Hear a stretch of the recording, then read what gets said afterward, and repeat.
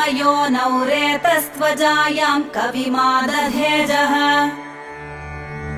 ततो वयं सत्प्रमुखा यदर्थे बभूविमात्मन्तकरवाम किं ते त्वं नः स्वचक्षुः परिदेहि शक्त्या देवक्रियार्थे यदनुग्रहाणाम्